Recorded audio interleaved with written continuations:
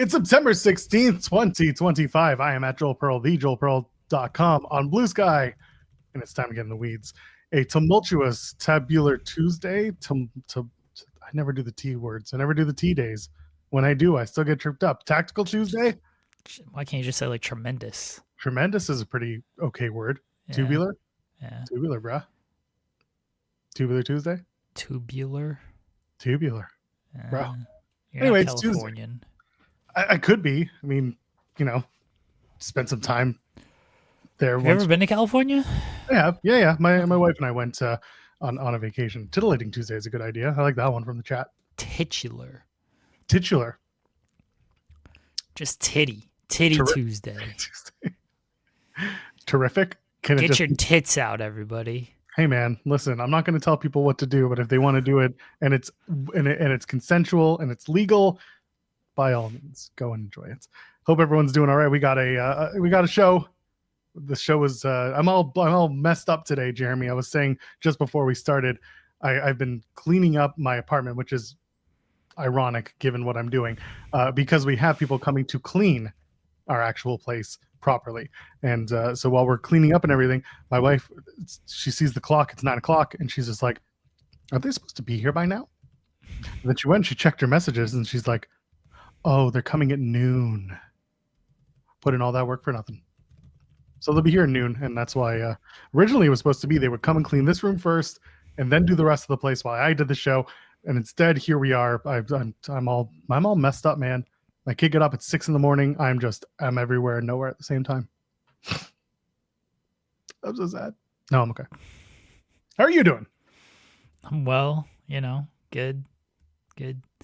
Here on a Tuesday. What are we talking about today? Probably Raw because it didn't end in a DQ.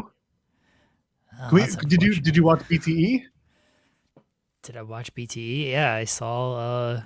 You saw. Hold on, Edge. Oh. Yeah, so hold on. I don't know if people saw this, but I want you to hear what Jack Perry wrote on that particular piece of paper to the Young Bucks. I know he wrote some, but there was actually some found audio that I want people to hear.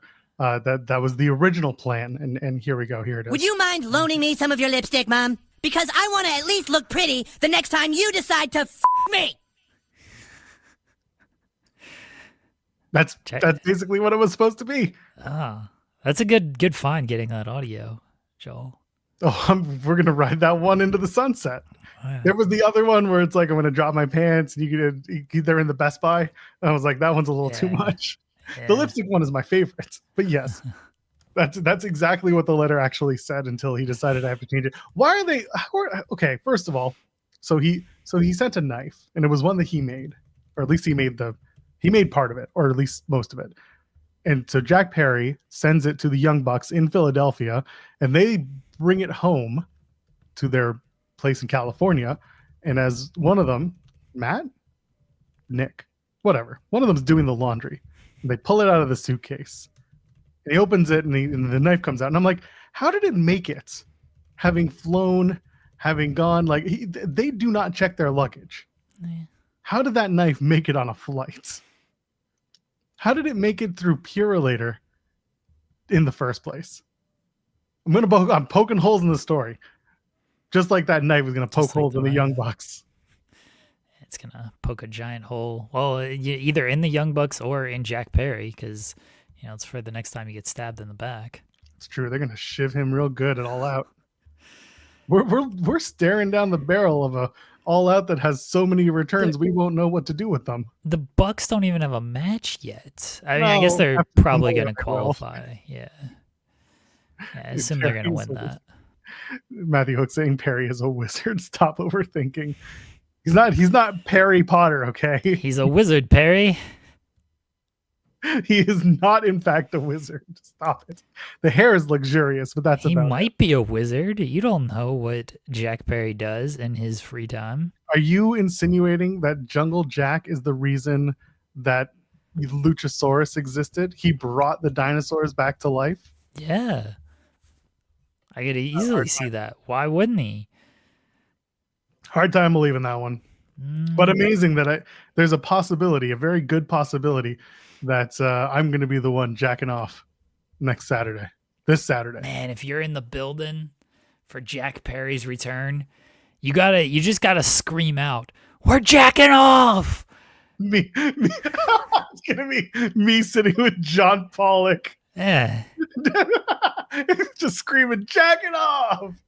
Yeah, that's exactly what I expect. You have two goals for this press conference as well, Joel, or else you're not allowed on the show on Monday. All right? Jack Harlow. Yeah. Both Jack questions. That is true. You can fit them into one question. It's just be like, Tony, I got two questions for you, but they're both Jack related, so I'm going to use it as one question. Number one, when are you getting the rights to Love It On Me by Jack Harlow for Blake Christian? Number two, when did you decide to jack off tonight? Oh, God. I'm just going to be like, let me get my jack off real quick. Two questions. When did you decide tonight is when we would all be ejaculating, Tony? Oh, Follow's got it. Jacking off with John Pollock is a Jackson Pollock. Oh, that's gnarly. Yeah, you're going to get that obnoxious European chant. Jacking off, jacking off. Hell yeah. Americans ruin everything. I now realize, so my dad left behind an iPhone 7 Plus, and I've been like, I'm trying to sell this thing. And now we're at the 17th model coming out, okay? And I've just been sitting on this iPhone 7 Plus, and I was like, what's the shooting capability on this thing? I always thought it was 1080. No, did you know this thing shoots in 4K? No, but the iPhone 7 shoots in 4K. So now I have two phones I can bring instead of having to, drain the battery on my main phone, trying to do notes and take photos and upload them. It's pretty okay. I'm pretty happy with that. Good for content, Jeremy. I'm always thinking about content. Can shoot the jacking off this Saturday. That's all that matters. Buddy, depending on where they put me, I will be finding all the best places to jack off in the Scotiabank Arena. Got to find the best angles to jack off to. Or They're jack not off going to at. let me in. They're going to pull up this particular episode and be like, you were going to what at the Scotiabank Arena? Can you go back like 3 more episodes? No. We've seen enough. 3? You got to go back a lot. I promise, if you just go back enough, you're going to find it. No, we know what we're looking for, and it's not this. Like, no, but you're looking for the other thing. I promise, it's a bit. Yeah, a bit of you jacking off in a public area. It's not me. You gotta say, look, I gotta jack off, and I gotta pop my dick, man. See, that's the egregious one that they'll kick me out for. And it won't be because of Booker. It'll be because I'm referencing the competition. That's going to be the straw that broke the camel's back. John Cena.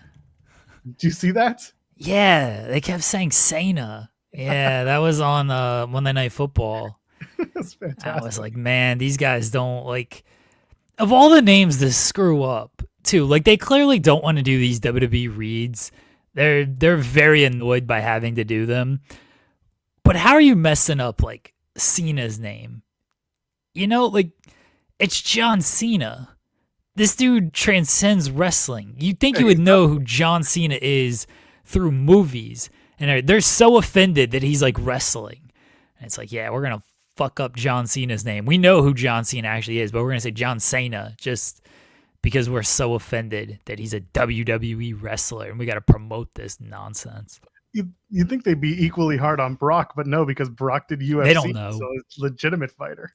Yeah, they don't know about the lawsuit at all. They're like, oh, Brock used to play in the NFL. He was on the practice squad. Yeah, he did the UFC. He's real. You would think like John Cena. Like I would kind of understand if this is not to give them a pass or anything. AJ Lee's pretty tough name to screw up. Seth Rollins, maybe if they get that one, Seth Rollins and Becky Lynch are going to be teaming up against AJ Lee and Seaman Punk. Yeah, that's what I need in my life. If they screw that up, then I'm like, all right, you know what? Fine. I'll give you that. Who knows CM Punk and Seaman Punk and Seth Rollins? They ain't that big of a deal. Dirty how do you get history? How do you get John Cena wrong? Just perfect. Yes, ESPN, they know about the lawsuit. I don't know about that. Certain people at ESPN probably know this. These guys are like, they're so football entrenched. They just haven't put their heads out of the sand yet. I don't think they know anything about this lawsuit. I don't think they know anything about it. Judge Cargill. Oh, they're gonna mess up so many names, and it'll just be an ongoing bit that I like. Seaman Punk, he says. I just saw this. Cultaholic just tweeted out, Von Wagner comments on his appearance in ROH. Quote, "Yup, I did a tag match with the Ring of Honor." And that was a find by the GOAT that Cultaholic stole. Because I'm sure Cultaholic didn't listen to this whole KNS WrestleFest virtual signing. Speaking of people stealing shit. Yes, let's talk about this real quick, because I know it got your goat, as it should. I want to like Raja Wrestling. I used to use their website all the time. That was like one of my go-to, sources that I would frequent online for like spoilers and everything. I'm like, oh yeah, Raja Wrestling. This is cool. I like this website. And then, like so many other of these wrestling websites, they got left behind. They started not doing the work because people like me came along and did the work. And so these assholes, I listened to Stephanie Becker on Chris Van Vliet's show this morning. Very good interview. I saw somebody mention in the chat. I'll bring that up in a second. But she talked about her theme getting changed there. They wanted to change it. When she got called up to Raw, and she's like, no, I don't want to change it. She called Shawn Michaels. She was like, Dad, I don't want to change it. I don't want to change my theme. Don't let them change my theme, Dad. Yeah, I don't want to change it. Shawn's got power. Shawn's like, all right, we ain't changing this shit. She kept the theme, right? Raja Wrestling just writes the headline. Stephanie Becker wanted to change her theme upon moving to NXT to Raw. Talks Devil's Kiss origins. Both of these transcriptions are mine because I ran back-to-back articles. There's no credit on their website. And then they got the headline wrong. She didn't want to change her theme. WWE wanted to change it. If you're going to steal my shit, at least get it right. Just fucking hate these websites, man. These websites, these engagement accounts. I know Sean rallies against it of hey, the engagement accounts should like link to where they get the transcription from, because we post the article and then 2 minutes later here comes engagement account A just running the exact quote that we put out there. It's like, you didn't listen to this.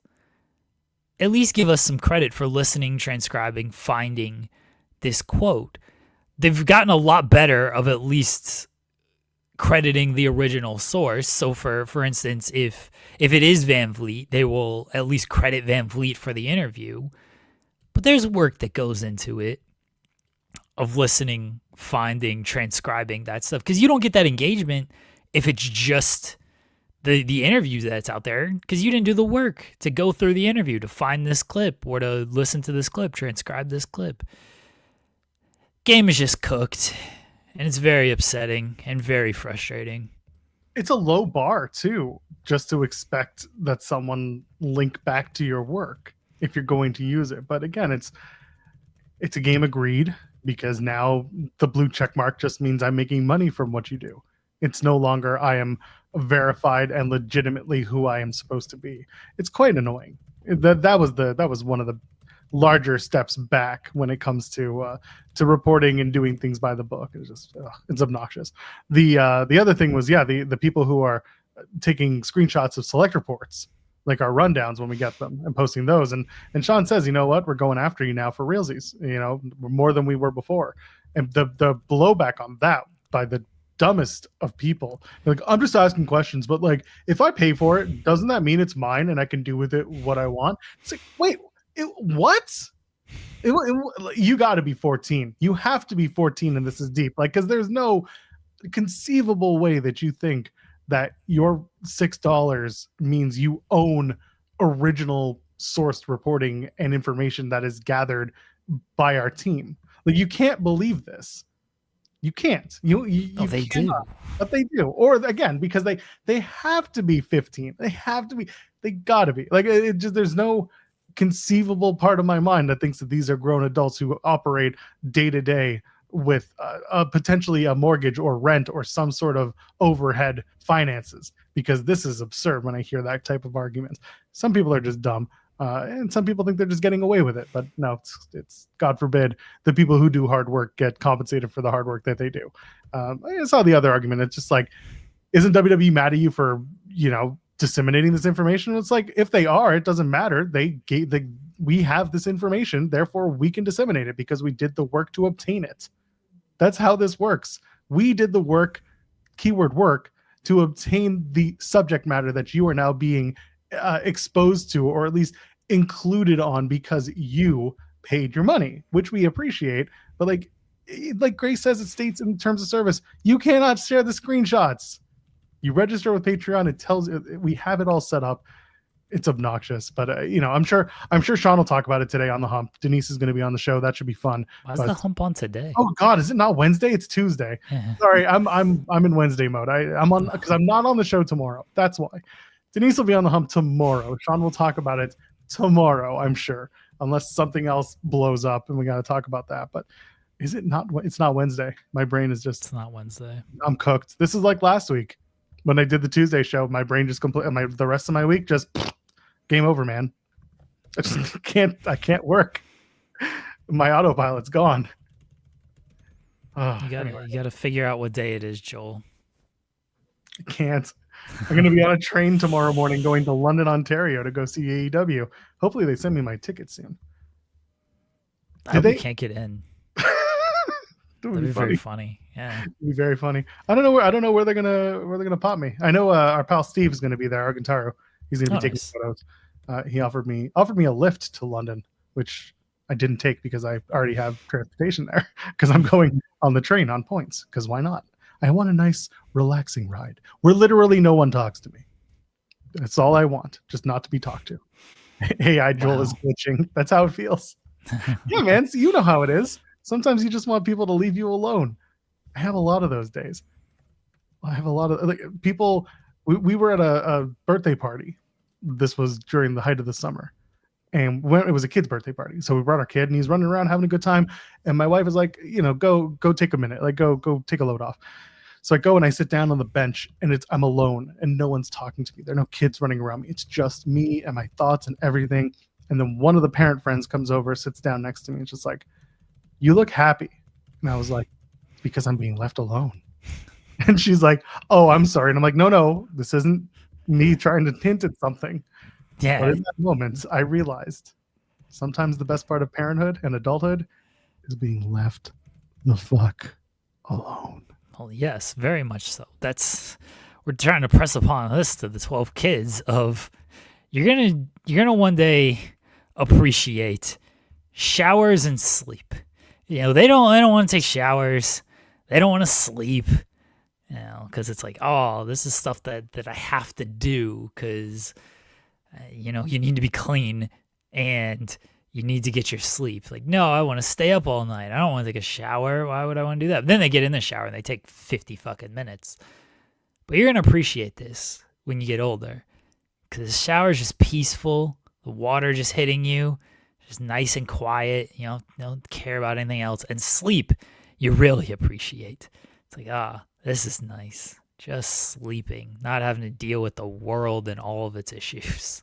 It's perfect. My wife works remotely, and she was invited to the company headquarters in a couple of months for an event. And she usually goes every year. And the first year we went as a family because the kid was 14 months. She went alone the following year, and she hasn't gone back since. So it's been about a year. So she was invited to this event, and she's like, what do you want to do? And I said, you have two options. One is we all go. The other one is you go on your own and enjoy the peace and quiet, and I'll take care of the kid for a couple of days. And she's half conflicted because last time she went, she's like, I didn't enjoy being alone. I was like, what's wrong with you? You didn't enjoy being alone? So we'll see what happens. But I might be Might be doing the show from another location, or just taking a week off, depending on what the decision is. But leaving alone, being left alone, the best. Privacy. Yeah. Make sure you got locks on your doors. That's all I can. Well, yeah. Listen, I know people who don't believe in locks on their doors. Yeah, I just can't be that person. I mean, we gotta have. Never mind. Kids bursting in the room. That's why I'm telling you, put a damn lock on the door. Well, that's why we have the door locked. Well, let's not get locked out of leaving a thumbs up on the video. 20 minutes in, we may as well get to it. Pyro, ballyhoo, the whole nine. Let's go. One begets the other. Wherever they are, fireworks. And of course, subscribe to the channel. If you haven't yet, what's wrong with you? We drop stuff every single day. Sometimes it's a short. Sometimes we're tasting different Terramana. Sometimes we're doing interviews and we put those up. There's always something. And if it's not us, then there are other creators in the space dropping content. So go check it out. And you can donate a super chat any amount, get your question or your statement read on the air. We appreciate it. The money goes towards the fellow creators and the hardworking people on the show.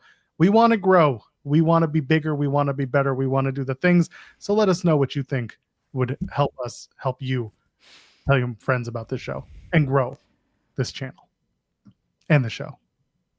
Sorry And- that I hit my mic. No, it's fine. Okay. Mom, Dad, why is the door locked? Because mind your own goddamn business. Anyway. Oh, so I should tell this story. Get in trouble. what else is new? I went out to set up my wife's coffee. I set it up every morning or every evening for her at night. You So do the when she coffee gets up- maker and you fill the Yeah, thing. yeah. Yeah, okay, Yeah. okay. So when she gets up, all she has to do is press the button and it's good to go. So I go out in the evening to set up the coffee and one of the kids is there. He's making a bagel. Kid's like, why's your hair look so crazy? I'm just like, well, I just woke up. Mind your own goddamn business. I was like, I took a shower and I didn't comb it or anything. He's like, oh, okay. Bless At some point dumb- they're gonna catch on, you know. At some point they're gonna catch on. They're gonna get it. Who knows? Who knows what tomorrow will bring? Yeah. Amazing. Oh. I was like, shit. Hope you haven't been in the kitchen long, kid. Good Lord.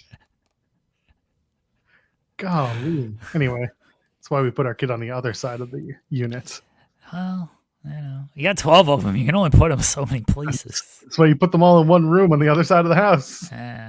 Imagine if we put all these kids in one room. It's true. We would not have 12 kids. I've watched some of these like downsizing, living in a tiny home things. One of the most recent ones I watched, it was this like family in Texas that downsized from a regular sized house. They have 5 kids, 3 boys, 2 girls. They downsized to like the size of a trailer effectively, but like a big old trailer. Anyway, the room for the kids, they're doing a 3-tier bunk bed for the boys and then an L shape with 2-tier bunk beds for the girls. And like the girls, the bottom bunk, I mean, it's on the floor.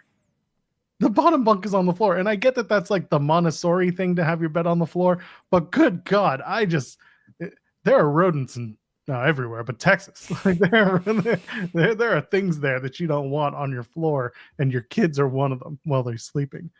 I saw that and I was like, no, standards for some. And that's one of those things that I would probably have standards for. And some of that tiny house stuff, I don't get it. I like looking at different real estate and different architectural opinions.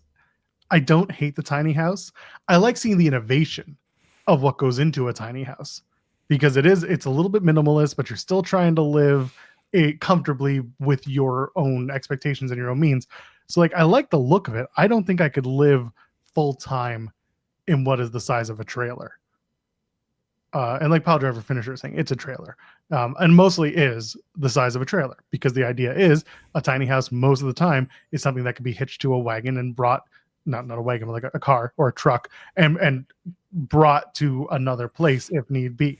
So it's interesting. Again, they've just come a long way. They don't look like run down 70s trailers anymore. They look a little bit more modern and some are cooler than others.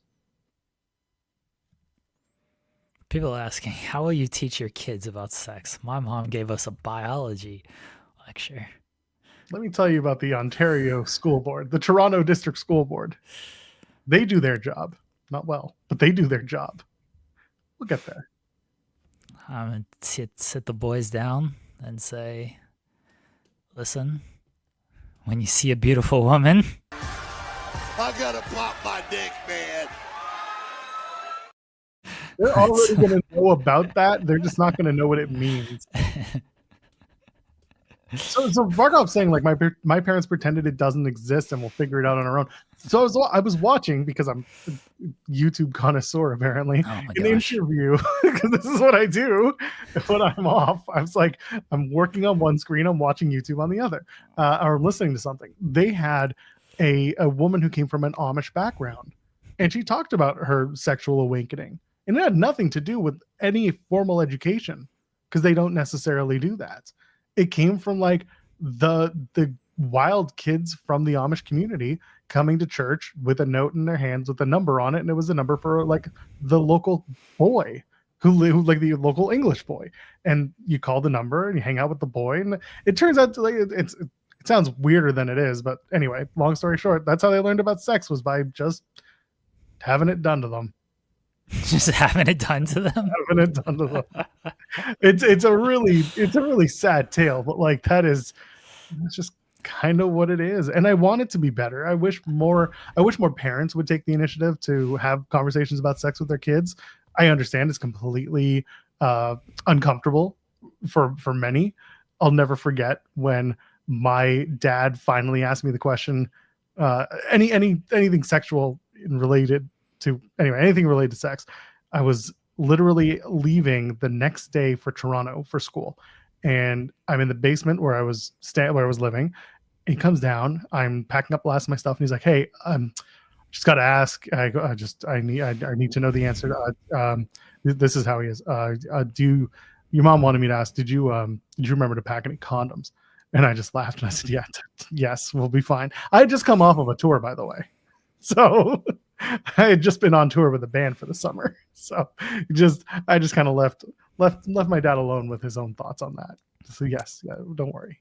My game plan is to just play Eminem music around them, specifically like the real Slim Shady. Yep. Because they're talking about women's clitorises, and I say they, it's one person, and what's going on in your parents' bedroom and stuff. Just play that song, and then at the end of the song say, "Do you have any questions?" And that's it. So many questions. Do you have any questions about this song? It's very funny that we teach, I'm teaching my 2 and now 3-year-old about death. And now the next big uncomfortable conversation is going to be something around sex. Joel will get this. I learned everything from watching Blur Nuit. Blur Nuit was a, what? It was like Skinamax. Oh, okay. It was like watching Cinemax movies. Yeah. Same idea. All right. Softcore pornography for the non-North American viewers that we have. Yeah, no. Oh man. Yeah, I don't know. Listen, I am very lucky to have a partner who is very open to discuss these things and is an educator in her own right. I'm sure that she will want to have those conversations with my kid openly, and we do, about body parts and what the differences are. But we'll see as he gets older what that looks like. I'm just gonna throw on Pirates. Like, here we go, kids. You got 2 hours? Let me show you a film. This is a movie. Yeah, it's a film. It's cinematic. Yeah. This is high budget, high quality shit right here. That's right. That's gonna be my game plan. Let's watch Pirates. Let's watch Pirates. The wife frantically texting me now. I'm like, we're not doing this. This is not how. Have a attitude. They're gonna learn. But then that creates an expectation that it's not gonna be like that. You know what I mean? Like, yeah, I don't think we wear eye patches when we have. It ain't gonna be like pirate style. Is that a style? Is that a position? Pirate position? It's got to be something, right? Google pirate position, Joel. What's the worst thing that can happen? Pirate position. I See what feel we like they're get. going to give me the positions of a pirate on a ship. Yeah, ranks and Maybe. roles. Oh. Yeah. All right, Google pirate position sex. Knew that's the next one, and I'm not doing that one. Coward. Best and worst jobs on a pirate ship. Wait, what are they? What? The best job, I'm sure you can assume what the best job is. It's fucking Carmen Luvana? Yes, Captain. The worst ones, the cabin boys, because they were They got to clean up. Yeah, that probably sucks. treated like servants, probably fucked, tend to the needs of pirates and officers 24 hours a day. There was some weird shit going on pirate ships back in those days. Powder monkey. Powder monkey. Yes, it was dangerous and tiring. During battle, the powder monkeys would run below deck, taking gunpowder to the cannon crews during the times of battle. Swabbies, those are the people who would mop the decks, and the carpenters, because they had to sing. I mean, no, they had to just build things. Carpenters. Yeah, we're talking about Pirates XXX, King Potato. Catch up. I feel like it's been discussed on this show before. No, it has. But, we're making our porn of our own, so we got to study the greats. That's fine. Listen, it's Yeah. the perfect time to be saying we got 69 views. So nice. Get it up to 690. What'd you tell your friends about this show? Well, listen, the other ones, the other morning wrestling related show can talk about going to Saudi Arabia. I don't give a shit. We're going to talk about pirates. And They take right. they take months off at a time. We're here every day. Do they? Oh, that other show. I don't pay attention to that show. Wait, Who cares? what are you talking about? I was talking about Zarian. Yeah, they also take months off. Yeah. We like Zarian. He's on our channel. Let's go. Yeah. Are they? Listen, they're kind of programming us now, but really, what are they going to tell you that's any different than what we talk about? Yeah. All they're going to do is make it weirder because they're older. Do you really want old people talking about sex? Huh? Anybody watch that show, Sex Ed on Netflix? What's Sunday Night Sex Show with Sue? Oh, that's different. No, there's legitimately called like a show called like Sex Ed. Maybe it used the full name Sexual Education. I don't think so though. I'm pretty sure. It's Oh, I think I heard about this. Isn't there Sex dicks Ed. everywhere? I mean, I don't think it was actually that like graphical. I watched the first 2 seasons, and then it got a little. Then my personal life blew up, and so I stopped just watching television. So I never got around to like finishing it out. Oh, you always gotta finish when you're dealing with sex. Fair, Sex ed. honestly, fair. Mhm. Yeah. 13's got it. It was a British show. It was very good. Like I liked the first couple of seasons. It felt like maybe it didn't need to go as long as it did, but it was a good show. It's a good show. Okay. I'm just letting people know if they see it on Netflix, check it out. It's worth your investment until maybe you don't finish it, but I should probably go back and rewatch it. But I'm almost through Breaking Bad. For those who have kept up with my Breaking Bad rewatch journey, How on the deep are final you? season. Final. Okay. Part Yeah. 1 or part 2 of this final season? Is it 2 parts? I just think it's episodes. It's episodes, but the way the last season worked when it was airing live, or not live, when it was airing at the time, week to week, was they did a part 1 drop and then they did a part 2 drop. So part 1, Did they? yeah, part 1 was what's his face when Hank is on the toilet, Oh. and Okay. then the joke became he took the longest shit of his life because they came back like 3 Oh, weeks okay. later, and then they dropped the rest of the show. I think it was weekly at that point. They were doing weekly episodes. Yeah, because it was on AMC. It wasn't a Netflix thing. So yeah, they were weekly episodes. They took a break, and then they came back for the second half of the last season, and it was the longest shit ever. All right, I froze. You're back. Yeah, I missed part 2 of your conversation there. Oh yeah, no. The point was it was the longest shit ever because the show was airing on AMC, not Netflix. So they were able to take a break between the first half of season 5 and the second. Sorry, I bit my tongue. The second half of season 5. All right, I don't remember it being in 2 parts. I trust you on that. I just don't remember it. So I'm through part 1. Then I'm on a couple episodes into part 2 because he's discovered the WW, and sorry if we're spoiling Breaking Bad. It's been how many years? Come on, yeah. man. He's discovered the WW, and he's confronted Walt, and he's hit Walt, and now he's trying to tell Skylar about all of this, and Skylar's like, am I under arrest? So I'm in the middle of that episode. I was falling asleep during it the other night. So yeah, that's where I'm at. I'll probably finish it out pretty soon here, and then I got to get into Better Call Saul. Have you done the You Fuck Tom? Have you done that scene? Oh yet? that's a while way ago. yeah, that was episode or season 4.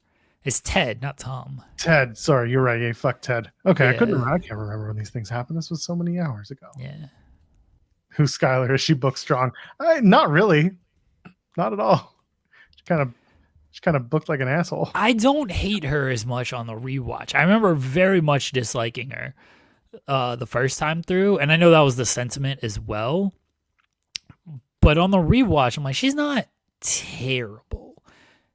You know, she's not the greatest, but she's not terrible. I can understand what she's going through here. I immediately disliked her from episode 1 though, because it's Walt's birthday, and she's trying to, he wants a hand job, and she's like Jack Parrying him, but she's more focused on her eBay bidding than she is getting the job done. So I was like, oh, it's his birthday. Come on now. Who cares about your eBay bidding? Get shit done. Maybe she wanted to buy something for him on eBay too. Well, no, she was worried about like what people were bidding on her stuff for. She's like following it. Yeah, but like focus on the task at hand. Look, she was a very savvy businesswoman, and then she was left in the unenviable That's position. not true. Well, she had to run the car wash. Yeah, but it was just a money laundering scheme. She didn't actually accomplish anything with that. Yeah, good for her. And people are talking about Severance. I've never seen Severance. I haven't seen it either. I listened to Ben Stiller on Marin a few weeks ago. Ben Stiller did a few episodes of Severance. I think he was what do you call it? He was directing a few of the episodes. Okay. But yeah, he's been involved with the show. Yeah, I heard it's very good. I will eventually make time for it, along with the billions of other shows that I keep saying I have to watch. I just don't make time for these things. And people are saying, pause our finisher, shows we got to wait a year and just get 8 to 10 episodes. Man, I saw like Big Little Lies is coming back for season 3. And I'm like, didn't this show come out like 8 years ago? And they're only on season 3? What is happening? Legitimately, I swear this show came out in like 2019. I know that's not quite Severance. No, Big Little Lies. Oh, sorry, I got a DM that I had to answer. No, Big Little Lies. I haven't watched. You should pay attention to what I say. Oh no, I don't, because we were talking about Severance, and then I guess we moved on, and then because Severance also had to take a break because of the writer's strike and COVID. So that's why I thought you were still talking about Severance. So Big Little Lies premiered in 2017. I was correct. 2017, this show came out. And they're on season 3. There's been 2 seasons, 14 episodes. There's been 14 episodes in 8 years. They're not even averaging 2 episodes per year. What the fuck? Hey man, it's why is television like this? Hard to make prestige TV when no one's making money. Why is TV like this? It's so dumb. Because there's a huge influx of shows. This isn't a back in the day, but there was a time when you were making shows for the television channels, and now that you're making them for streaming and making shows for broadcast and making shows for cable, there's a huge oversaturation of shows right now. So there's a billion shows that are out there. They don't know if they're going to get picked up for another season. And as a result, a bunch of them just either get canned or do not operate at any sort of, financial advantage. They get paid to do the show. But after that, it's like, do we want to pick you up again? 9 times out of 10, it becomes no. It's so lame. It sucks. There's at one point, listen, on one side, it's good because it means that there's a lot of different ideas being tossed out there and being made. On the other hand, unfortunately, there's a lot of really shitty ideas out there, and those shows are getting made. It's I can't fully explain it. I know that from the side of production, those people are eating good for the most part when they're getting paid for it. But there's a lot of productions out there. It's kind of crazy.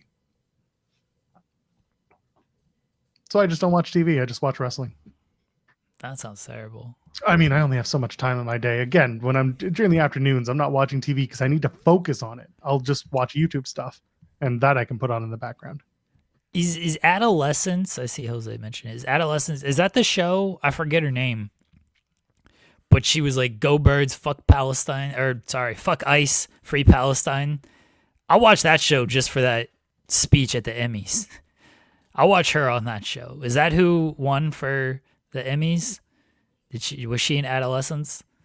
I don't know. 'Cause I was sold on whatever she's in. I was like, you know what? I support this lady. I forgot her name. I don't remember what she was in. Oh, that's Hacks. All right, I'll watch Hacks then. See the one? No, there was the woman who showed up with the just the handbag to the Emmys with the ceasefire on her bag. I don't remember who that was. But anyway, yeah, that was something. I mean, saying "Go Birds" that's a little offensive, but Yeah, that's the line right there. fuck ICE, free Palestine. I'm in agreement with that. Very. Hey man, it's such an incredibly. It's a tough conversation for me to have. I've explained myself multiple times. I'm Jewish, so it's a really weird conversation. I think that shit's fucked up. I don't agree with the hard line some people take, but Fair. I also agree that there are some pretty egregious things going on in a country that I have visited multiple times, and it needs to be better. It needs to stop. I will absolutely agree with that. I think some people will take a hardline stance on many things just because it's the majority. But I'm not here to debate that because I understand that some people are going to call it what they're going to call it, and I don't know what to call it. So I'm not there. That's the way I put it. Hannah Einbender. Einbender is her name. Shout out to her. Great speech. Cool. I did not watch the Emmys. I didn't either. I just saw the clip. Oh, right then. Yeah, I don't watch the Emmys. I don't watch any of these award shows because I don't know the shows. Like I don't know. I don't know that. You know. Sorry, I've been told that Raja is adding the credit to. All right, I'll change my headline now. This is what did it, huh? Not the tweet, not anything. There we go. Well, now you're on a list. Have fun. Fair. You're fine. You don't need to be on a list, right? I'll change. I don't know. Who cares? On a list somewhere. Exactly. Sure. The worst thing they can do. When they come to Ohio, you can deal with them then. Yeah. Oh, man. Nikki Bella won an Emmy? I highly doubt that. Yeah, she should. There's no way she won an Emmy. It's like saying "Go Birds" through the Traitors. Didn't that win like a best show? This is the best show. She wasn't part of the. She was on the show. She was on the show. That's like saying Gail Kim won one because she was on Traitors that one time. Just because you were part of an Emmy award, we're all part of something. I don't give her an Emmy for that. I mean, she was part of the cast. It's a reality show, isn't it? Traitors. Yeah. Yeah, no. I don't count reality show as like you are part of the cast. You have been cast to be. You're cast to be the character that the editors edit you to look like. You don't have direction. You are doing the things you're doing, and then you are being edited to look a certain way. For those reasons, I cannot consider you an even remotely worthy of an Emmy in this case at all. Why are you trying to take awards away from women, Joel? Are you Cyclops is better than Wolverine? Joel wants to take awards away from women. Tell the world, damn it. Oh, man. Apparently, that happens every show. CMLL's 92nd anniversary is going to be on Triller. If you want to watch it, there will be an English stream and there will be a Spanish stream as well. Spanish stream is on YouTube. The English stream will be on Triller. So there you go. That's why AEW has been promoting the show, I guess, other than having Max on it. But you know, good for CMLL doing an English commentary. I don't know who's doing English commentary. I'm sure the JBL and Conan. No, it's going to be the same people who do it's what's his name? Oh my God, Larry Dallas. It's going to be what? Not is it Larry Dallas? Who am I thinking of? The guy who does AAA English. Oh yeah. Is it not Larry Dallas? Maybe it is Larry Dallas. I don't know who it is for sure. If it's not Corey Graves, can't listen. I get it. I really get it. I'm actually interested. Triller said they'll do English and Spanish, but I don't know who's doing English commentary. CMLL English commentary. I'm sure this will get nowhere. It should be what's his face. You know what's his face and who's it's. Yeah. Definitely know them. Yeah. Oh my God, what's his damn name? Come on, it's gonna kill me. I don't know. Riccaboni. It should be Ian Riccaboni. Good Lord, Joel, what's wrong with you today? It's Tuesday. You're all out of sorts today. I am all out of sorts. Tuesdays again. If I don't get a day off, I'm game over, man. Yeah. I'm everywhere. It should not. No pile driver. It should not be that person.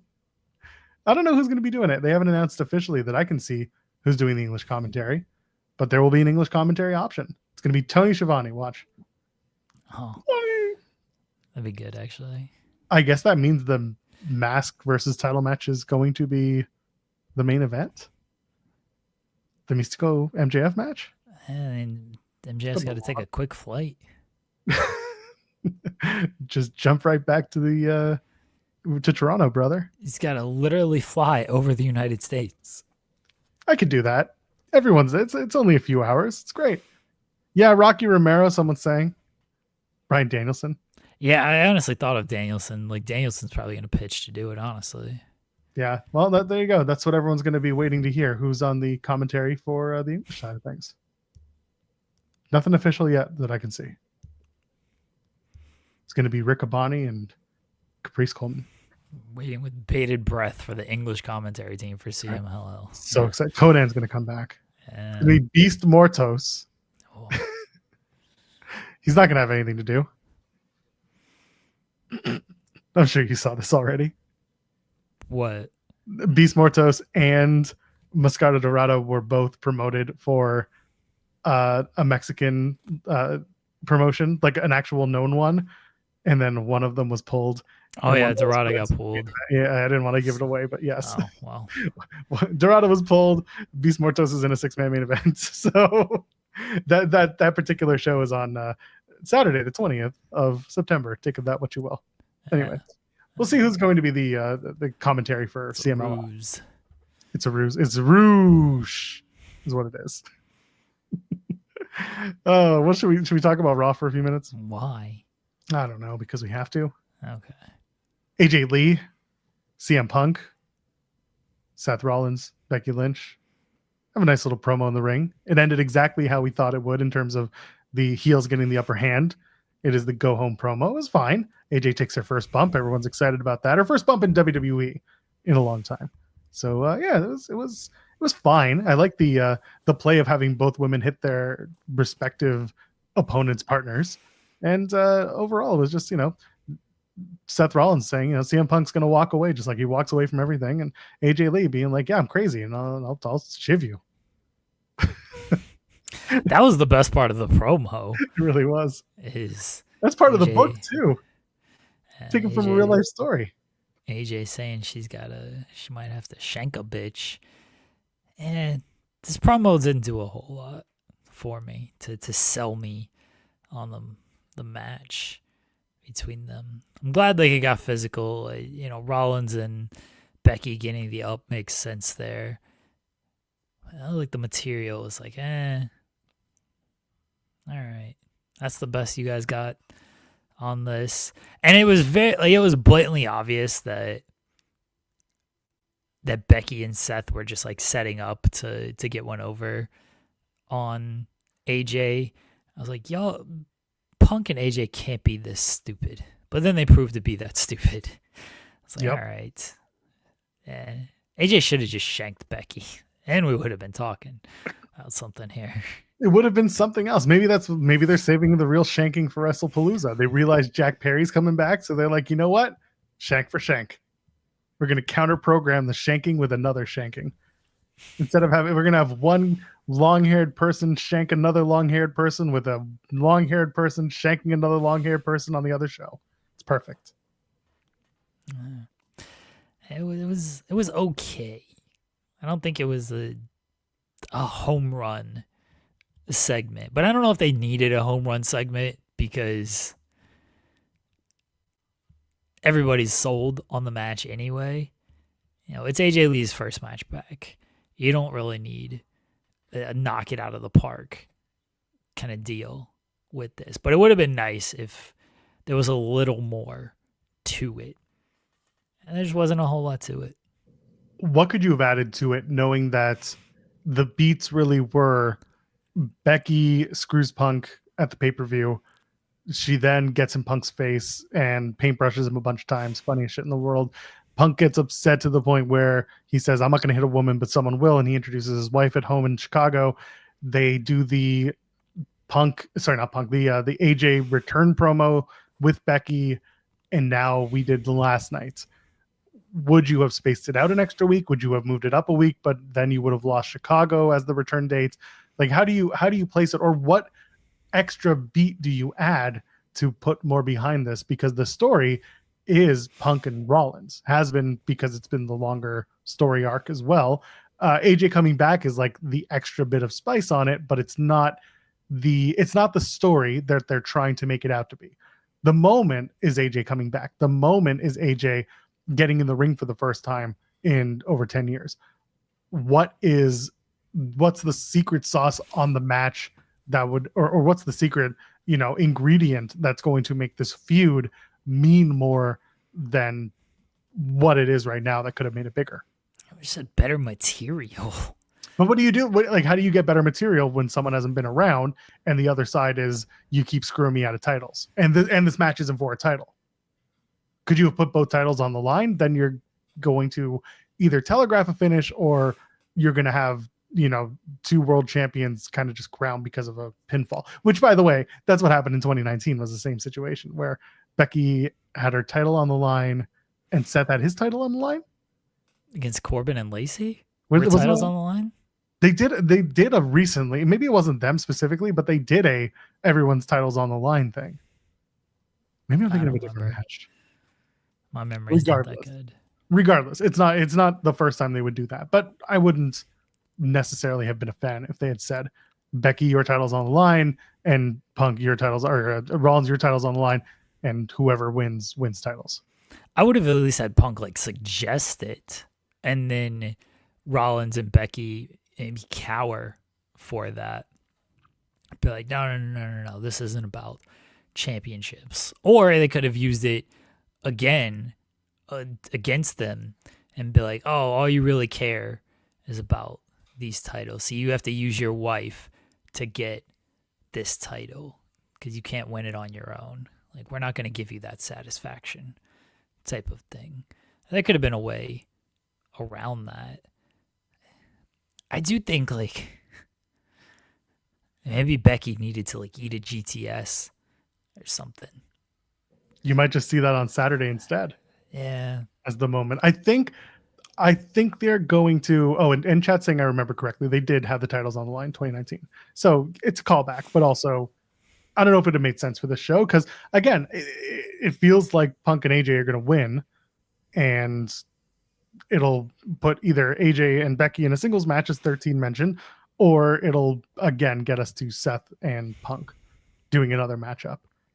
I wouldn't have put the titles on the line for this. You know what part I really hated about this promo?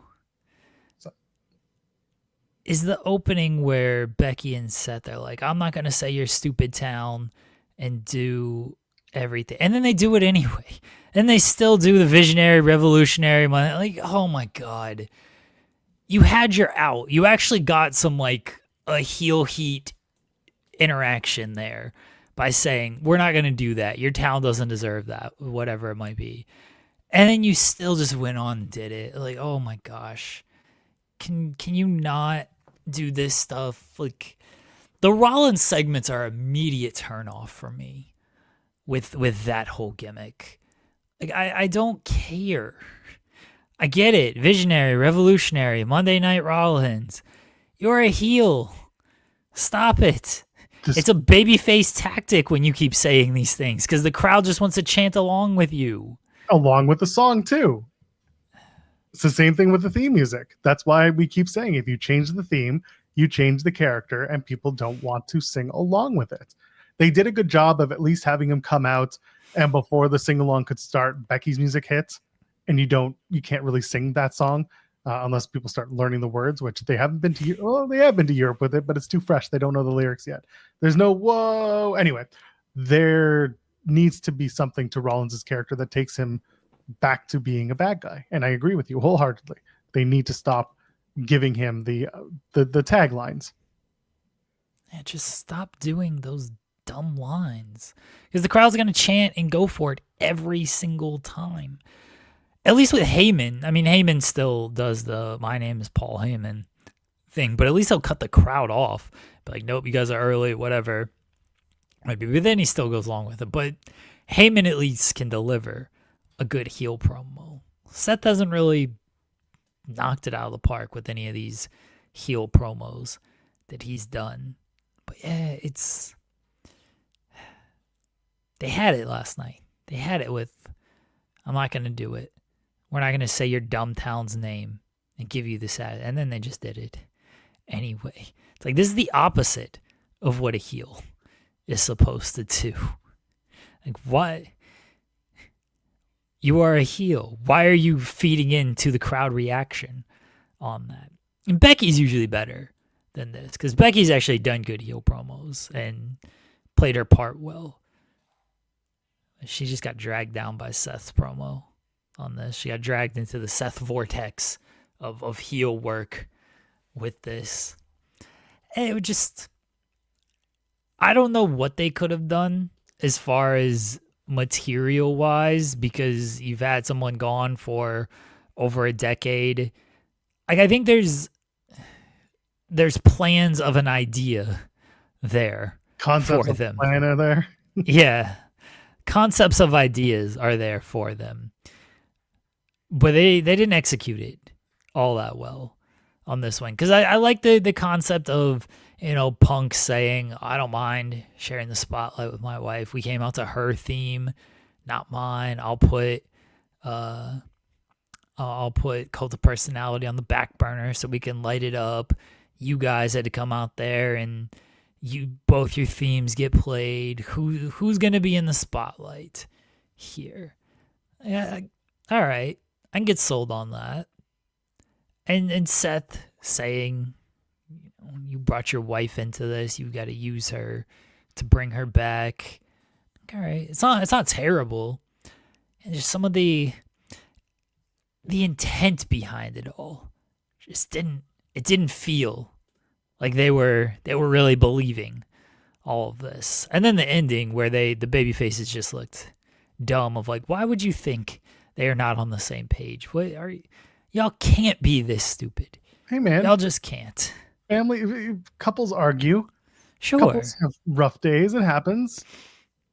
Not this couple though. Not this power couple. I mean, it does happen, but y'all just can't be that dumb. And just let them be. Let them argue. Be like, haha, dumbasses. This is what you get. Instead of trying to chase and do more. It felt like Punk and AJ should have been smarter than that based on everything we know about them. And they felt a little dumb right there. But it was just an okay segment. Curious about your thoughts about the way Punk has been positioned or how he's positioned himself for this tag match. where he is, you can use the term hiding behind his wife, but no, he's giving AJ the full spotlight. And I think there's something cutesy about it because it's Punk and, he loves his wife and so on and so forth. But from a presentational standpoint, knowing what Punk is like to fans, he's very polarizing. Some people love him, some people hate him, and some people have really changed their tune about him since he's come back to WWE and the ways that he's been presented in the past. Do you think this has been a good step for Punk, or is it more of a it's not real? He's just playing off the fact that his wife's back and he's going to be the same old Punk. I think it's real that he's happy his wife is back and he's, isn't it great to be alive and insert town here? This is probably the realest Punk has been, is the happy-go-lucky baby face, because he is excited that his wife is back, and I don't think he minds actually like taking a step back and having the spotlight put on her with everything. It's a little, I don't want to say it's a full 180, because again, he was just doing the happy-go-lucky stuff, and we thought that was like, all right, this isn't really you. Where's the biting CM Punk at? And this is where things can become a little bit lost in translation with the story with them, is him and Rollins is such a blood feud, and now he's just kind of happy-go-lucky Punk. I would like to see a little bit more of the fire out of Punk that we were getting. Like, he was getting there in some instances, certainly with Drew, but he was getting there in some instances with Rollins.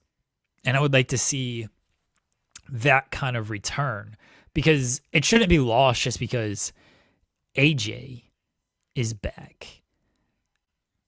He can be happy that AJ is back, but he shouldn't lose all of his like hatred for Seth Rollins out of that. Seth Rollins is still the person who screwed him out of the title. Becky Lynch is still the person that screwed him out of the title.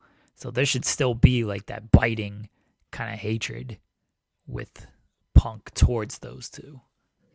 And it feels like you're kind of getting it, especially the way that he reacts to AJ getting, taking a manhandle slam and the slaps and all that. I think they've done a really good job. This is why I've enjoyed the Becky Seth interactions, is because, like I said, it's so funny watching her paintbrush him and do the stupid, like, she's the goat, so she's like, motorboating, as they were calling it, but really she's just headbutting him in the chest. Did you not hear this?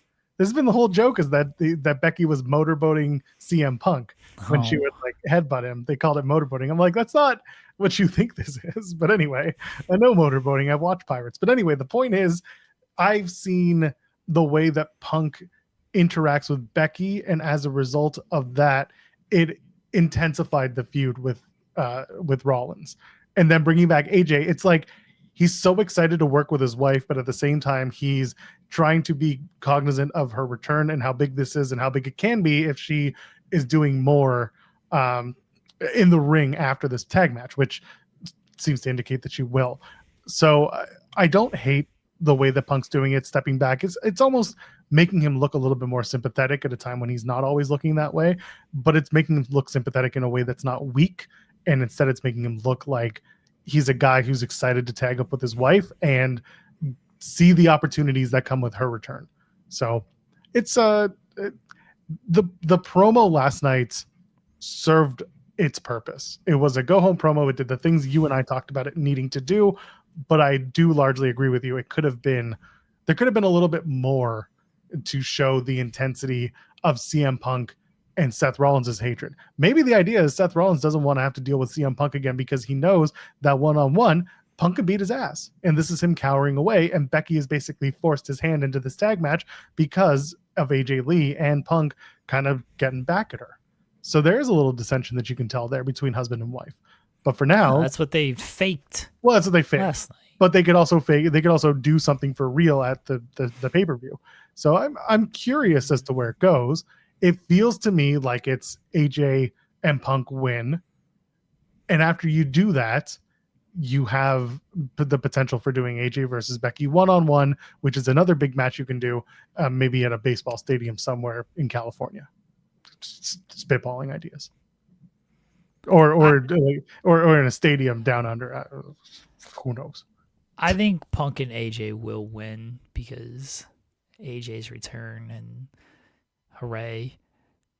I think it's better if Becky and Seth win. And I think it's better if they win because Seth hits the stomp on AJ. And Seth pins AJ. Think of the actual heat that draws. Think of how Punk reacts to that. Like, then he's got to have, like, maybe a little bit of remorse of things. Because then Seth and Becky are right. Like, I brought you back because they got one up on me. And they ended up being right on this. Like, I put you in harm's way when maybe I didn't need to. And now I got to live with that. And Punk has to almost forgive himself because it ends with Punk winning the title, mind you. Like, Punk beats Seth, wins the title. So he's almost got to forgive himself for doing this through, talks with AJ. Maybe they can go to therapy together. And oh no, not Dr. Shelby. Bring back Dr. Shelby for this. It just feels like if Punk and AJ win, all right, then you're just doing the title matches for the sake of doing the title matches because that's the next step. I guess they just argue that we are better than you guys. See, one-on-one, we will beat you as well type of thing. I think there's just more material there if Seth wins by stomping AJ, and that's how they win. It just feels like there's just more heat on the heels with that. But I don't think it's going to happen, mind you. Yeah. I'm curious about Saturday's match. I really am. This is it's more about what comes after the match. It's more about where that Punk and Seth are going to have another match. That is inevitable. It's more like, what do the women do after this? What do Becky and AJ do? Does AJ branch off, do something else? Does Becky go and do something else with whom? I don't know. It feels like those two have a match one-on-one, just waiting to go. There's no reason not to do that, but we'll see. Maybe the plans are going to be different. I would like to see a one-on-one match as much as I'd like to see them move on, but it'll come down to how the match is. Maybe AJ and Becky don't have the chemistry that we hope they have, and they decide to do something different.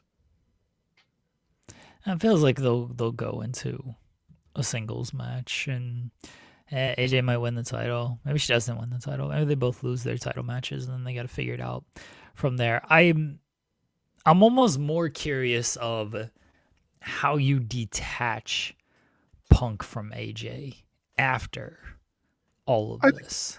I think there's an easy way to do it. It really comes down to, you're going to do your thing and be great. I'm going to do my thing and be great. And, we'll be around each other, but we won't be directly involved with each other. It was the same thing with Becky and Seth before they paired them up. Now that they're paired up, yeah, I get it. You can always bring that back. But if the idea here is I respect my wife and her abilities to do her own thing, I'm going to let her do it and I won't interfere, then I feel like the feeling is reciprocal and they'll just kind of play off as these are two people doing two different things. It's like we talk with Moxley and Renee over on AEW. It's like you make reference to it, but the two are not directly working with each other in storyline. It's like a once in a blue moon type of thing. It's much different though, because they haven't done like any prolonged story together. I understand. That's why I can't really use. I understand I can't really use it in the same way. But the idea being, we know they're together. We know that they're partners, but they don't need to stay together to work a story. They can exist in the same orbits. They can exist at work without being attached to the hip. I think that's an okay thing to do and make it pretty obvious that, like, you're going to do your thing, I'm going to do my thing, and we'll come together when it makes sense, but I don't need to interfere in your work and do your thing. This is where I think it would be easy to split them if they lose as well. And I think on top of Seth stomping AJ to get the victory, where's Heyman? I know he's out, but good spot for Heyman return. Where are the Brawns? They've just been doing their own thing. Like the vision doesn't. They're in the main event, Jeremy, every single week on Monday Night Raw. Watch the product. Right, but they're not together with Seth and Becky. Yes. At this point, like, why not? This is where, again, if Seth stomps AJ, pins AJ, or Becky pins AJ, it's a much more like despicable visual if Seth is the one pinning her. But the Brawns get involved. Heyman gets involved. This is, again, where Punk can be like, I dragged you into this battle that you did not need to be dragged into. Now, I got to beat these guys. I got to handle this business. This is my battle to fight. I'm glad you're back. You can do your own thing, and I will support you. But against these assholes, I gotta do this. And there's an easy split. And then they can reunite when they both win titles and everything. I think they'll be back together as early as end of WrestlePalooza, the next night or 2 nights later on Raw. I think right now it really is just to differentiate the stories involved. You've got Braun and Bronson taking on the Usos, and then you've got Becky and Seth doing their thing with Punk and AJ. I think that really it's a divide and conquer strategy, and maybe Heyman's the one that brings them all back together when he returns. Easy as that. I think the idea here is just they exist separately as much as they do together, and this is an opportunity for both sides of this team to almost stand out and tell their own stories without being attached at the hip. Just going back to Punk and AJ, you split them afterwards and they tell their own stories, but they're not attached at the hip. It's known they're together, but they're not always together. Okay. Could be as simple as that.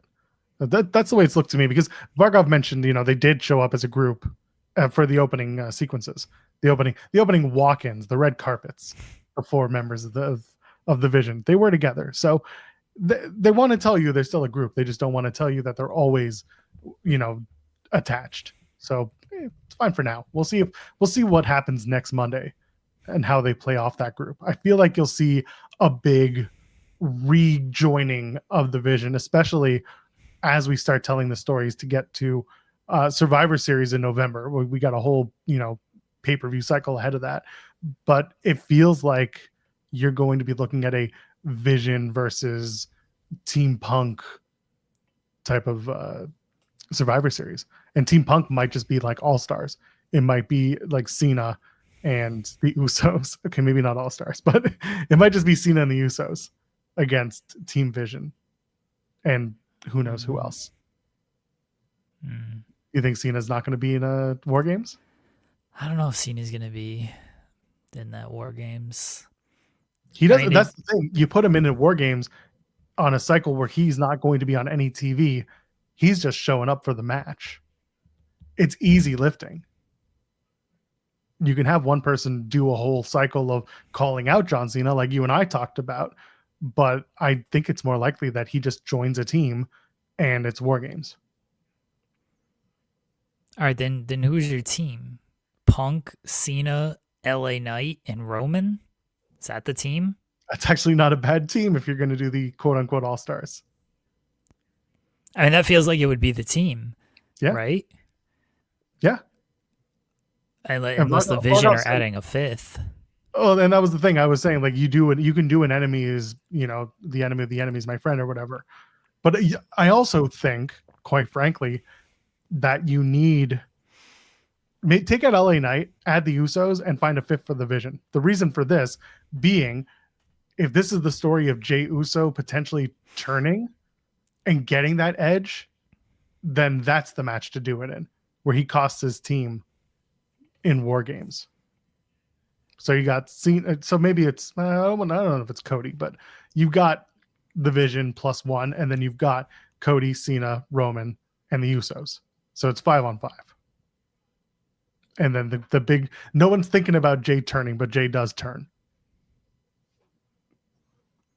That seems a little disjointed. How so? I mean, Cody being involved in that? He's about to lose the title to Drew on Saturday. That's right. Well, then he'll be perfect. Well, no, hold on. Does Cody doesn't have to be in it then? It could be Punk, Team Punk. So Punk, Cena, Roman, and the Usos. And it's can Roman and Punk coexist? It feels like Roman has to at this stage. It feels like Roman has to be in. He was taken out by Bronson. He's not coming back to not be part of this. I agree. So that's what I'm saying. The Usos, Roman, and because there is a story there, and then you add in Punk and Cena. Cena again is that wild Why card. is Cena in this? Because unless you're going to have one guy do the heavy lifting for an entire pay-per-view cycle, which you can. So I'll take you outside of the cage. The other idea that was kind of like floated around, you and I talked about, was the whole Dominic Mysterio stuff, right? Do you do Dominic versus John Cena, or because it's San Diego, do you do maybe a Mega Campeonato match between Dominic and Ray? Because maybe it's Ray's last match. Maybe Ray says, if I can't beat you for that AAA title, I'm going to retire. And he retires at home where he's from San Diego, built from San Diego. It's the father-son match we've all talked about. It's for a title that means a lot to at least one of them, definitely both of them. And that's the match. So you could do that, or if it's not ready for Ray to call it quits, it could easily be Dominic Mysterio calls out John Cena and says, I'm the GOAT, I'm the GOAT, I'm the GOAT. And then Dom gets the shit kicked out of him by John Cena when he comes back. And that's the big John Cena return for Survivor Series. It's the Baron Corbin SummerSlam match from a few years back. Remember that one? Yeah, that's what happens when you talk out about CTE in a professional environment. I just don't know where Cena fits in the Vision saga here. I mean, you can get there. There's a couple months, but if Cena's not on TV, unless he gets taken out, people are saying that Brock takes out Cena. He's got dates. He's got Crown Jewel to do in October. So I said that'll be the return for those two if they do it. It could be the Vision takes out Cena at Crown Jewel. Sure. And then you can set up Cena in War Games through that. And Cena, all right, then who's the fifth for the Vision? John Cena just joins the team because he's like, big dog, you keep getting stretchered out every time you show up. I keep getting stretchered out every time I show up. Seems like we need to get together and make sure we don't get stretchered out after War Games. And Big Dog's just like, amen. Also, I like being stretchered out. They carry me right to my jet, and I just don't come back till I need to. That's been it. But that's kind of the problem is Brock takes out Cena. He's gone for a cycle. Like he stretches him out, takes him out. And then you're going to do the same thing in Australia with the Vision. And it's like, does John Cena have no friends?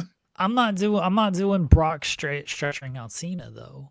Oh, I am. On Saturday. I absolutely am. Okay. See, I'm not. I think Cena's winning.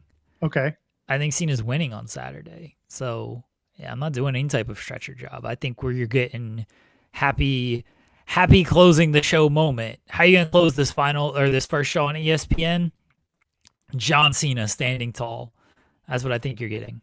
If they mention it on commentary that John's never pinned or submitted Brock Lesnar, I think ever, in a one-on-one match. He's never beat Brock. That's not true though. In one-on-one singles, no stipulation. What the? Oh, no stipulation. No okay, now you're adding a bunch of qualifiers here. That's what we do. He literally beat him in Brock's first match back, and people were like, "Why the hell did John Cena win this match?" Well, because it's Super Cena. No, the idea was it was any singles matches. He has not beaten him in a singles match, one-on-one. No shenanigans. So if they play that role, then John Cena finally exercises his demon. Sure, that's too many qualifiers. He's beaten him. It was a street fight or whatever, but he beat him. It was one-on-one. Yeah, but Brock looked best in that stupid match. Brock looked phenomenal in that match.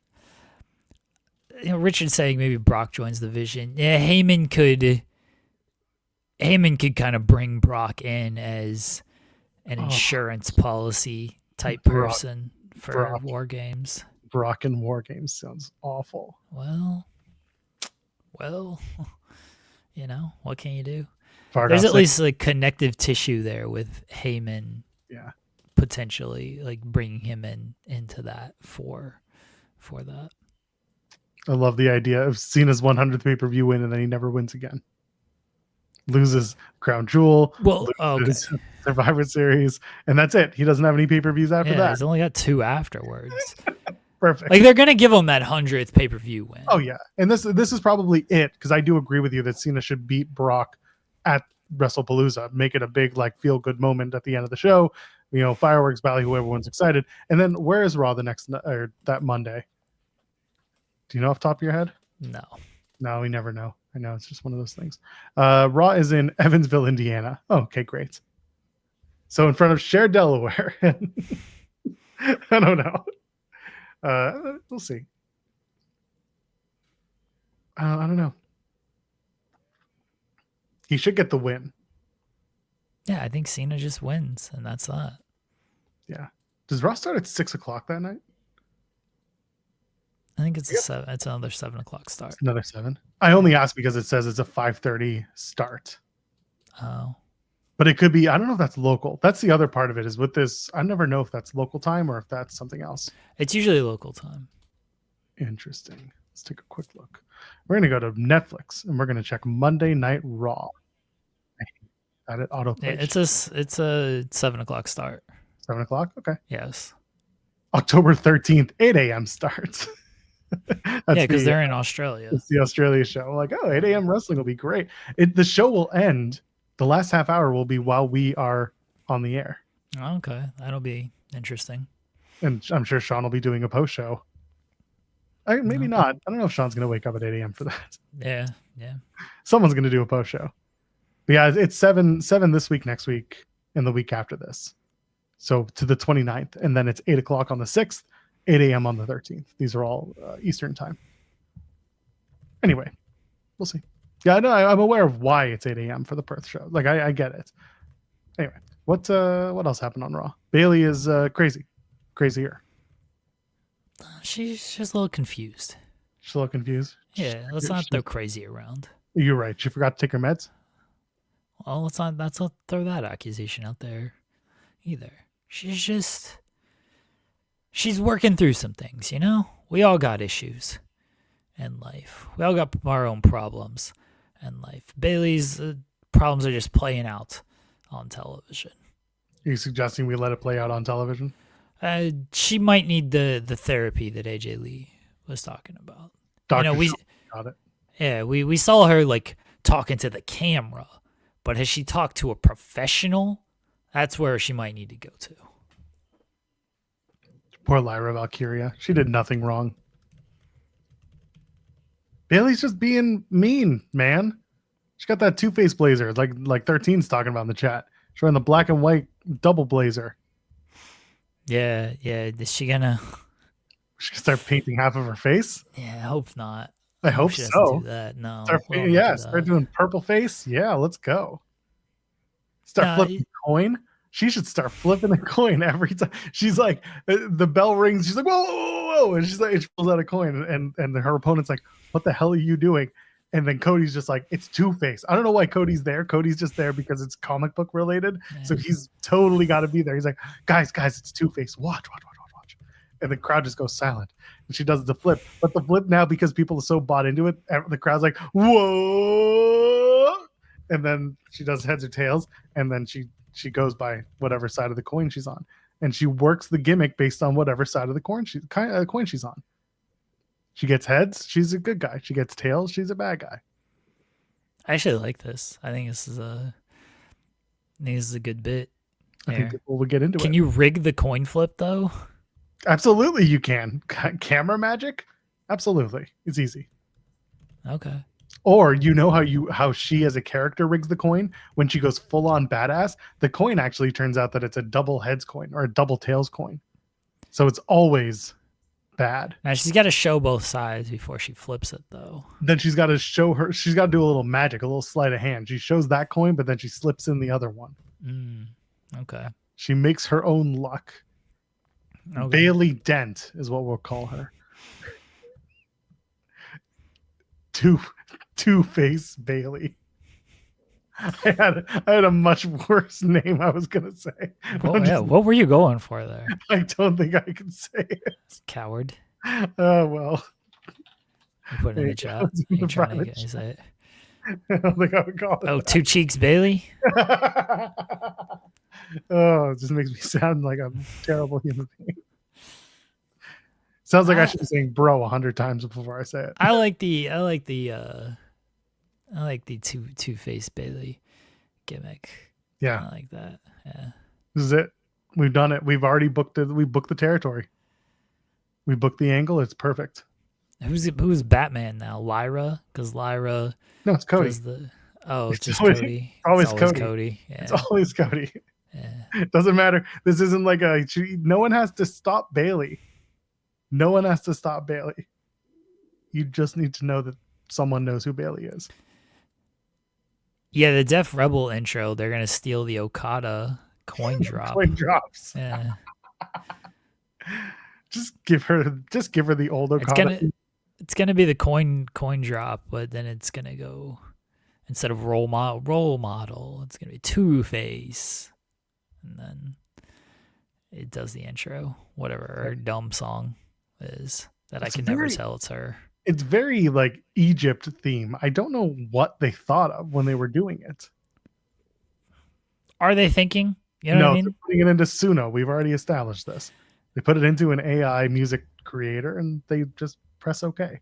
Yeah, they're not actually thinking when they come up with this stuff. They're thinking with their money. The money they've already been given. Yeah, I love that Bailey hates that theme as well. She should hate it. It's awful. Yeah, it should be the coin drop, and then it's why so serious. Well, that's Joker though. That's fine. Let's take every single character from Batman. And then it's Bane music afterwards. They'll call her Banely. And then it's going to be Spider-Man who comes out and figures out who she is. Let's really mess up the stream. I'll say you're in a whole different comic now. Well, it's just like the people who post the meme with like, oh man, what is it? It's Jean-Luc Picard. Oh no, it's Shatner giving a Star Wars like quotes and saying it's DS9. I don't know. It was whatever. Point is, he crossed the streams and it upsets everybody equally. I'm an equal hater. And you're at two different entities with Batman and Spider-Man. It's fine by me. Then bring the Fantastic Four into it. I don't think you can do that either. Why not? What's the worst they could do? Be a lot of lawsuits. They can't. WWE will fight some lawsuits, but they ain't fighting. Marvel suits? Didn't you listen to Stephanie McMahon? They're Marvel. They want to be Marvel. They're sure paying homage to Marvel. Yeah. I gotta pull up the quote now. Stephanie McMahon Marvel. They're movies. we Bobby Roode's gonna be a homecoming tonight. They went to the Marvel experience. The Marvel experience? Triple H was the voice of the Incredible Hulk. Okay. At the Marvel experience. I don't know when this was. Oh, this was early days because this has Triple H without the big beard. This is like nice looking Triple H. Bald head still. It's got 3D glasses. I gotta pull this photo. Hold on. So Bobby Roode's gonna be at the thing tonight? Yeah. Good for him. Good for Bobby. He should be there. Glorious. That's all they're doing. It's so the DIY. Yeah. You could do the drop. That's all they're gonna do. They're just gonna hit that theme, and Bobby Roode's gonna come out and just do his pose and then leave. That's all it is. All right, look at this. Look at this thing. All right, what am I looking at? They toured the Marvel whatever experience. Look at these two. Look at these lovebirds just shooting up baddies. They look happy. Good for them. Well, everyone looks happy with a gun in there. Anyway, yeah. What's next? So Bailey's just confused, and she's gonna take it out on Lyra. Maybe. I gotta stop looking at this because every photo is funnier than the last. He's doing pose downs with AI Hulk. Okay, hold on. Pull that one up. Oh, hold on. Someone took a photo of the picture. Oh, great. What are we doing? Yeah, Marvel would let them do this. I promise. Let me get this photo up. Pose downs with virtual Hulk. Here it is. Because he did the voice for the Hulk. Oh, man. Wow, he looks hunchback there. Yeah, so what it is, I'll show you the first photo. Because this is a photo of a photo. Or a photo of a screen. Okay. I gotta pull it up one sec. Here. Where are you? This is riveting for the audio audience. Yeah. Audio. Go ahead and start listening. Start watching the videos. Where did this? Oh, damn it! There it is. There it is. Okay, here we go. So yeah, it's a photo of him doing the thing. So you can see there's a camera. Oh, okay. Yeah, it's a camera taking a video of him with an AI Hulk. And that's why they've got the caution tape on the floor. Oh. Yeah. Okay. So then it gets to that, which is the picture of him. Yeah, that looks so terrible. It doesn't look good because someone took the photo and his nose looks. Well, some may say it always looks like that. Oh, poor Triple H. Oh yes, I'm crying into my billions of dollars. Millions. Poor Triple H with that photo. The Hulk's gonna fail a wellness test though. Well, is he gonna fail or is he just not gonna show up to provide a sample on time and then get suspended as a result? I feel like the Hulk's pissing hot. I would assume so. He's got something in his veins, man. Does he pee green? Like Minotaur? Yeah. Like the drink from Role Models? Yeah, probably. Role Models, yeah. You drink enough of that. Does he pee green? Have we ever seen the Hulk's piss? So I'm sure somewhere in the comics. What you think so? color is the Hulk's? Google the Hulk's piss. Hair? No. Urine. If Hulk is green and his blood is green, his urine must be purple. Purple? This is green is opposite of red on the color wheel. Purple is the opposite of yellow on the color wheel. Because if his blood is green and blood is red, this is logically purple. Okay. I can get behind this logic. Hulk pisses purple. All right, so he pisses purple. Seems bad.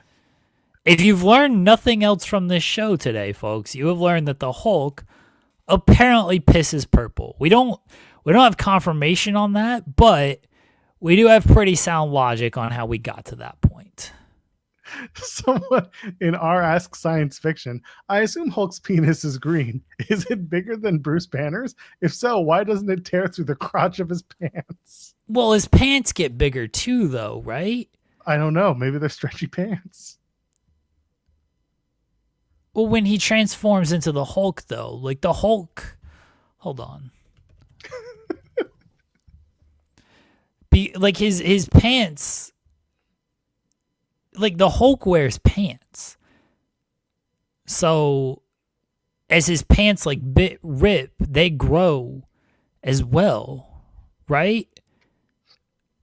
I don't know. They rip, but I mean they stretch out. Again, I just assume that there's some stretchy fabric. I'm right on my Hulk lore, right? The Hulk is not naked. No, he's not naked. Here. He wears torn up pants. Yeah, so you just saw the video, remember? There's his torn up pants. Right, so like his pants would still get bigger even if his dick gets bigger. Those are leggings. Well, are they? Because I mean, you look at this and it doesn't look like there's much going on here. Maybe the Hulk's a grower, not a shower. It feels like we're grasping at Hulk straws here. Well, it's not. Well, does Bruce Banner have a big dick, but the Hulk has a small one? Because like everything else is on him is big. This is the point. It's a question of size. How big is the Hulk's dick? Oh no, we're getting Batista Is it level. bigger than Batista's dick? Damn it. These are the real questions we need to ask here. Well, yes, that's true.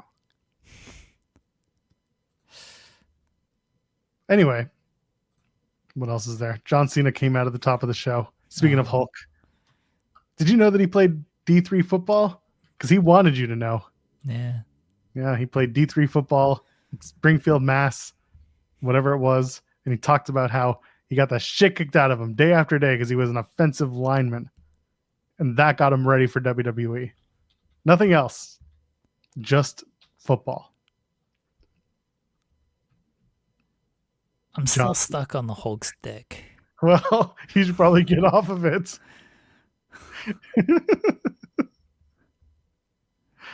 Oh, man. Where?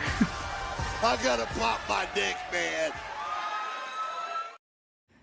I was going for the other one that I can't find.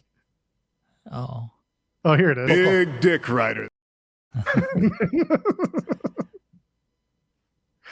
Oh, they definitely make like the Avengers like parody porn. I know that's. Oh, a real yeah, thing. yeah, yeah. But it's Yeah, not they make accurate. a parody porn about everything. Yeah, but it's not accurate. It's not the same. It might be. We don't know.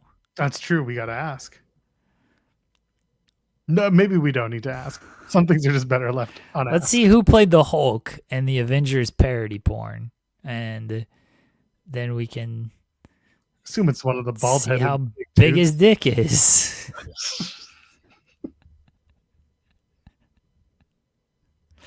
Which one do you want to pick from? I'm sure there have been several. Yeah, there's probably a lot of Some of them- Avengers parodies. That was a cash cow. Yeah, the parody porns were, I assume, still are, not just were. Yeah. Or something. There's something there. Did you find it? No. Oh, I Was thought it- you were looking for it. Oh, okay, my bad. Well, you were the one who asked the question. You may as well do the research. Avengers parody porn. Andrew Zarian, come join our show. You sound like you just did one. Okay, here we go. This is from 2012. Yeah, I think Grays is right, by the way. What? The actor in question does everything. Oh. Okay. Oh, China was She-Hulk in this thing. Oh, there you go. And 13 cool. points it out. Corey Matthews. Shit. Wow. What a start. After graduating college from Mr. Feeney, he went on to do porn. Mr. Feeney did not do a good job. Or maybe he did a great job. Follow your instincts. Yeah, I'm instincts these fingers. Man, Corey Matthews and Topanga must have fallen on some rough times there. Hey man, it's a They money didn't- making opportunity. They didn't show any of this on Girl Meets World. That's for sure. Well, probably because they wouldn't have gotten money if they had done that. Well, the actor's name is Corey Matthews. That's who played Bruce Banner in Avengers XXX. Seems very wrong. Corey's only done two other things. One other thing. Also in Spartacus. I assume that's the Triple X. Spartacus? I guess so. It just says Spartacus M X 2, the beginning. I assume that's a porn. Yeah, it's a porn. Imagine if like this dude just did like one porn and then one like real film, and that's his whole IMDb. Good for him, man. But no, it's two porns. Jesus. What are we doing? Yeah, he was actually. I mean, I'm sure they like changed the name to like Bruce Boner or whatever, but like in the listing, it's Iron Man, Hawkeye. Like they got their real Triple X names or real Marvel names on there. So yeah. All right. Well, now we know. I don't know if I can Google like Corey Matthews porn. I mean, you could. I'm gonna get a lot of Boy Meets World parodies. Then I feel like. Maybe don't do that. Anyway, John Cena played football. Is the Hulk on Twitter? Can we just I used to love. There was an account called Jaded Punk Hulk, Okay. and it was So if you look up Jaded Punk Hulk, it was a parody account. Oh, it still exists. When they last tweeted in September 7th, 2019. Oh yeah, that's a while ago. Yeah. Yeah, unfortunately, official Hulk, the official Marvel character, Incredible Hulk, only has 101 followers and has not tweeted since 2011. So, and all of his tweets are just like, get me verified. And he's only got like 5 tweets anyway. This guy sucks. Costume idea: Sharpie all over face, shove marbles in mouth, not shower for a whole month. Voila, you either Rick to life or Tim Armstrong. The Bronx still doing that thing where they dress like mariachi band, but they move on to Bon Jovi tribute band. I love Jaded Punk Hulk. It was so funny and so topical. It was like shit Seinfeld says, but then it didn't get funnier. That's probably why they gave up on Jaded Punk Hulk. Oh, the best. Anyway. Does Bruce Banner have a Twitter? Which Bruce Banner? Like, the official Bruce Banner, dude. if Marvel characters are getting... No, they're not. No. No. That's cowardly. Someone make a fake account so I can ask you how big your dick is. Stop it. We need to learn more about the Hulk. We've learned he pisses yellow. Purple, sorry. Because yellow is what you would typically. Yeah. He pisses purple, but we don't know if his dick gets bigger or not. What is wrong with this show? Is Lou Ferrigno still alive? I feel like Lou's dead. I'm going to laugh when he's still alive. Yeah, he's still alive. He's 73. Look at you. You're over here casting assertions on a dead man who's not actually Who dead. knows what tomorrow will bring? Don't put that out there, Joel. What? What did I do? Now you act like you want Lou Ferrigno dead. Have Lou Ferrigno killed. Twitter. There's a Lou Ferrigno Jr. I assume Lou Ferrigno is like sort of on Twitter. He's I don't think he is. Oh, he might be an Instagram guy then. The Lou Ferrigno hasn't tweeted since July 2009. Oh. And the last tweet was Great Memorial Day. Batista versus Hulk in a dick measure contest at Dex by Detox. Yeah, we can pull that. We can do that. Anyway. Where are we? Oh, he's talking John Cena. His promo was whatever. Like, well, the funny thing about the John Cena promo was my shorts are stronger than his jeans. And I was like, are you trying to be cute? Because I totally didn't think about this until it clicked. I was like, are you trying to say like his genes, his GENES, like his genes, his genetic makeup? And then I was like, oh, no, wait. He literally split his pants on Friday. That's the joke. And it's not funny or clever anymore. It was cleverer in my head when it was about his genetic makeup. Now it's the literal, and that made me sad. The crowd chanted "fuck Brock Lesnar," and John Cena was like, "Oh, he's saying talk Brock Lesnar. I'm gonna talk to Brock Lesnar." Trying to get him to not bleep it. I was like, okay, John. Explain why Brock Lesnar is problematic, John. John, why do you think they want to talk Brock Lesnar? They think they want to talk maybe 44 times about him? What do you think, John? Volop sends a super chat saying, this joke has gone on longer than Hulk's dick. YouTube won't let me say the word in the super chat, so I'm saying it for you, Volop. Oh my God. Yeah, listen, the promo was silly. It was stupid, and it's all in service of making the joke about jeans and jorts. Good for them. Anything else from Raw worth talking about?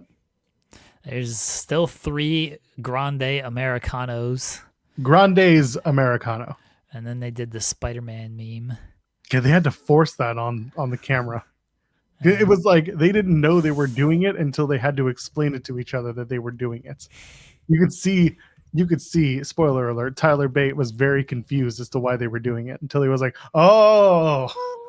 It's like Pete Dunne was like, spoiler alerts, Pete Dunne was like, let's do the thing. Ludwig, this is why you don't let Europeans do American memes. It just doesn't work. The Europeans doing Mexicans doing American memes. Everyone gets confused. But yes, there are 3 Grandes Americano. There's been 3 Grande Americanos. Technically, that makes them a Trenti Americano. Okay, I see what you did there. Let's see. Okay, it was a good joke. It's better than the jeans joke.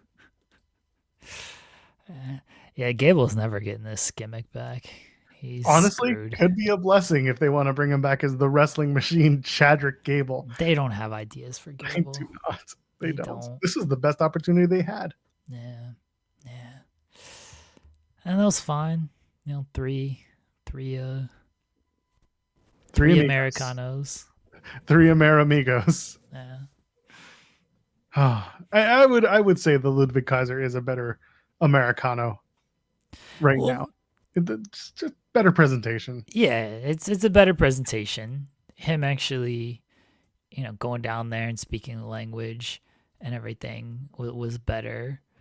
Gable was too much like. They tried to go too heavy-handed with the parody, and that was a turnoff. And with Kaiser, he's just doing the parody, and so people are appreciating it more. Because whatever, luchadors have been parodied for decades. Like it's not new material or anything. But when you try to make it. And when you try to make it something that it doesn't need to be, with the Gulf of America stuff and AI luchadors and everything, it's like, But if it's just, hey, here's this luchador that we know is not a real luchador, just being played by an American or a European, people can appreciate that a little bit more. So, yeah, Kaiser's done a good job with it. Richard in the chat saying, chill.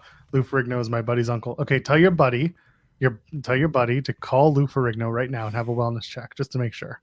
Just to make sure that I didn't do anything. Oh. Just making sure. Dotting our I's, crossing our T's. Someone else said earlier, Joel's going to just show up if Lou drops dead tomorrow. Well, you know what? I won't be here. So what will it matter? The Americanos will be here. They'll be fine. Yeah, it's fine. They didn't do anything with the AJ Styles, follow-up from last Monday, worky, shooty, Rudy Tooty bullshit. Instead, they're just going to keep doing whatever this is. The Grandes Americano.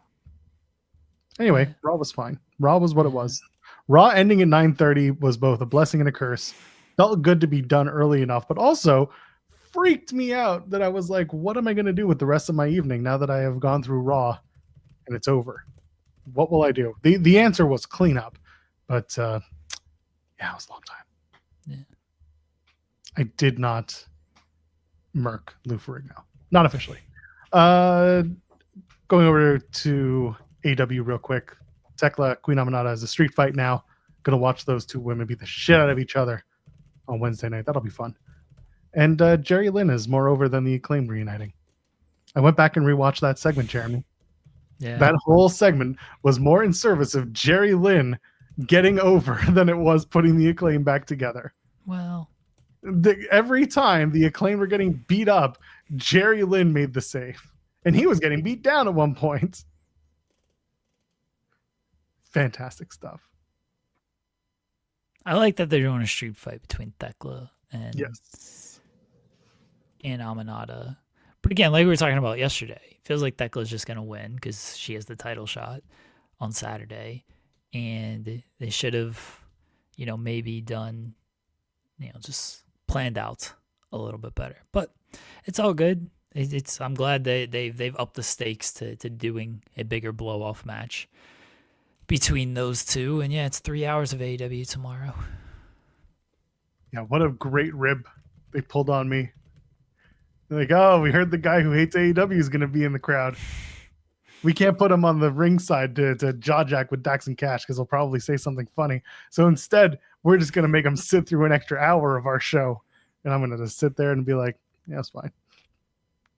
No sell it. Put me in the front row. See what happens. I'm going to bring a sign. Forced here against my will. That would be very funny. This is a hostage negotiation. Anyway, I saw that special too. Yeah, 3 hours would be fun. I'm reading Speed Punk's comment, and I just read it as like a Homer Simpson. Wednesday nights AEW is 3 hours because it's a special. Mm-hmm.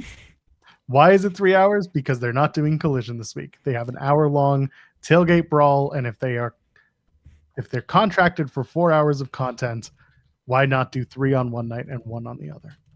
Could be as easy as that. But no, there's no Collision. What do you mean? Collision. That is what they're doing. I know one night and. I know. That's what I'm saying. It that if the reason is they need 4, then it makes sense to do 3 on one night and then 1 on Saturday. Oh, because there's no Collision. Yeah. But the way you framed it was like they could, but no. Like you made it seem like that's not what they were doing. Oh no, sorry, that's not what I was saying. I was saying they're doing 3 now and 1 on Saturday because they are contracted for 4. And since they are not doing a Collision, they are instead doing 3 and then 1 for tailgate brawl. I'm happier the tailgate brawl is a 1 hour show because I don't think it needs to be a 90-minute buy-in, which I'm sure they'll have on YouTube anyway. Yeah, they will. Yeah, it'll be what it is.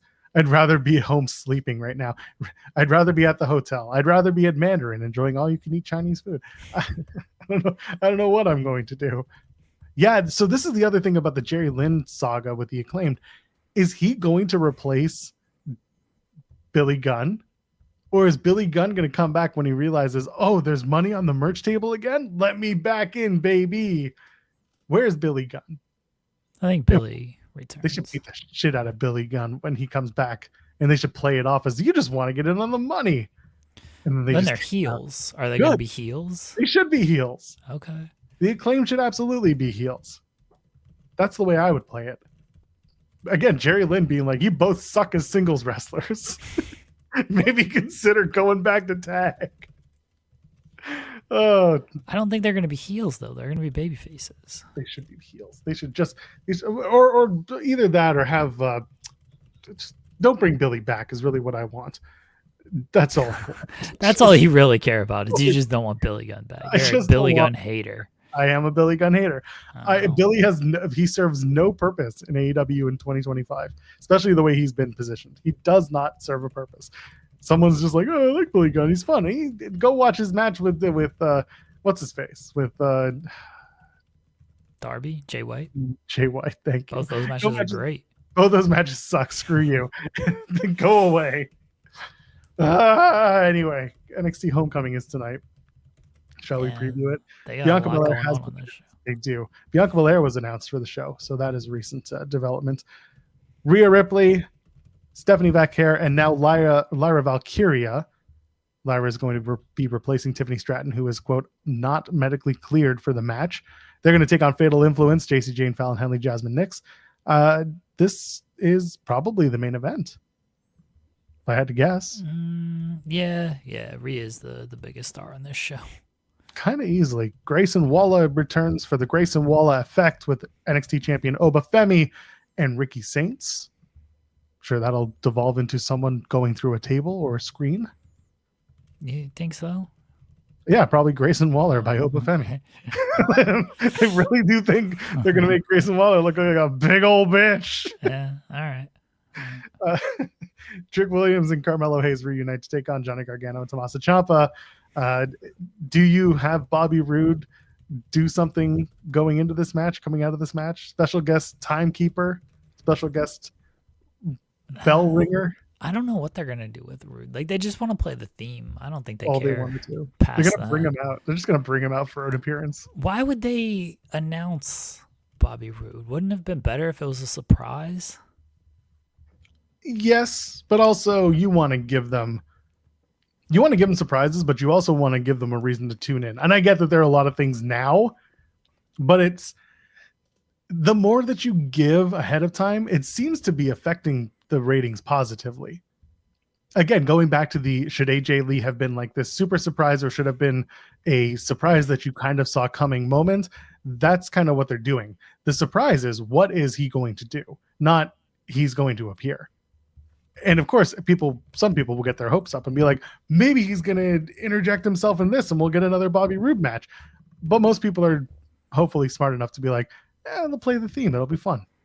Let's not pretend like Bobby Roode is this like A-level superstar that you need to make a surprise out of. No, I don't think like he is. I'm just wondering why I said this facetiously because people get mad like, oh, why would you spoil this? Why wouldn't this be a surprise? I really don't care if they spoil it or make it a surprise. It doesn't matter to me. I'm just wondering like what surprises do they have if they're just willing to announce like Bobby Roode and Bianca Belair on top of Rhea, Lyra, Vecker, DIY, Carmelo, like what other surprises, Waller, Breeze.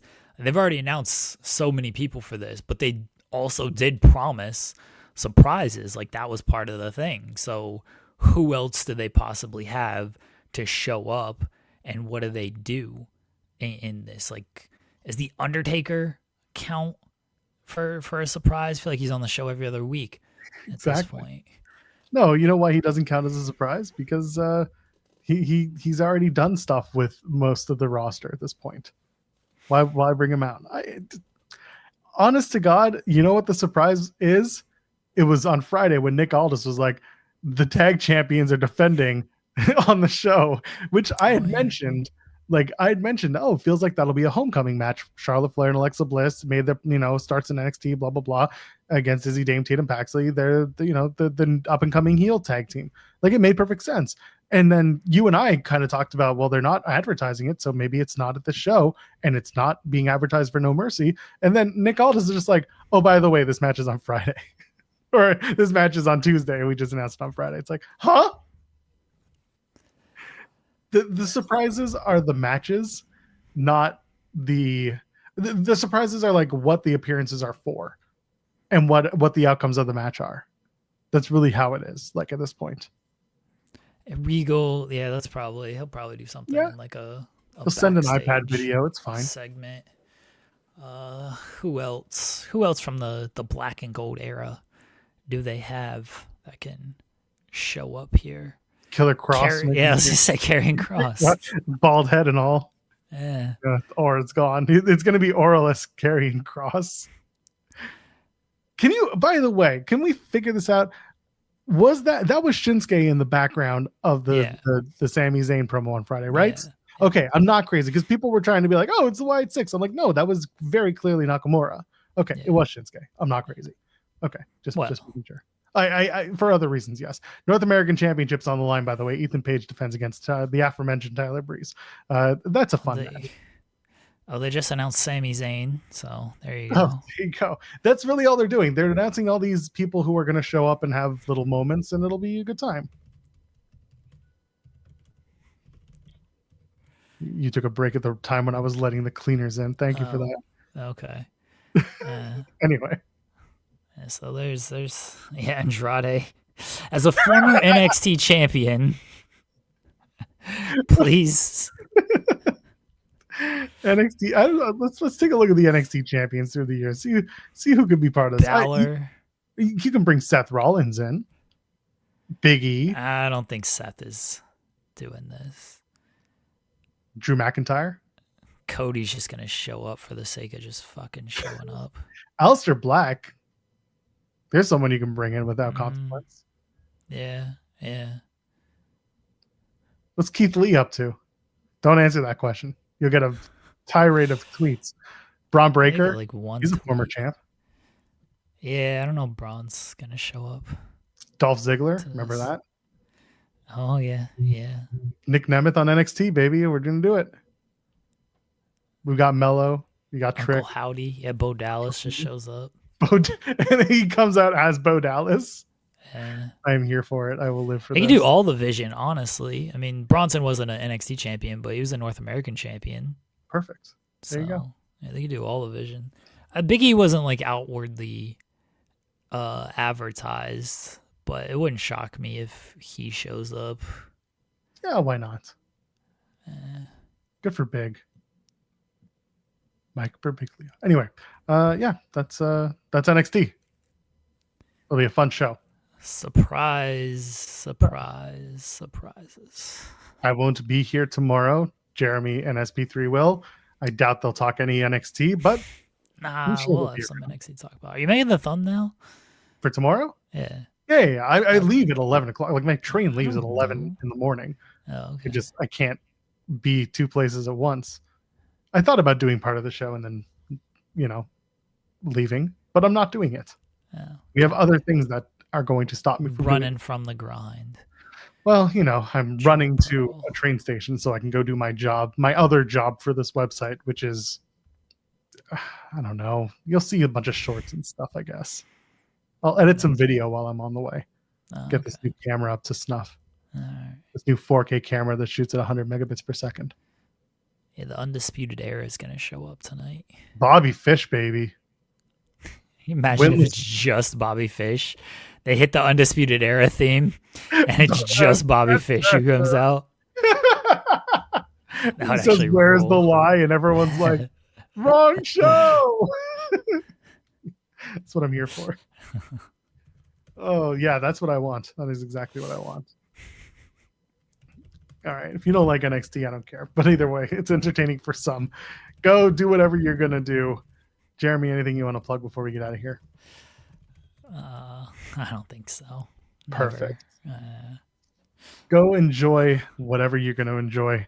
I'll be at Dynamite tomorrow night. Looking forward to that. And, of course, Jeremy and SP3 are here at 10 a.m. Eastern tomorrow and on Thursday. I'll be back Friday. For Jeremy, you know who he is because I just said his name. You know who I am because it's in the undercard. Ladies and gentlemen, friends beyond the binary, leave a thumbs up on the way out, and we'll see you in the next one.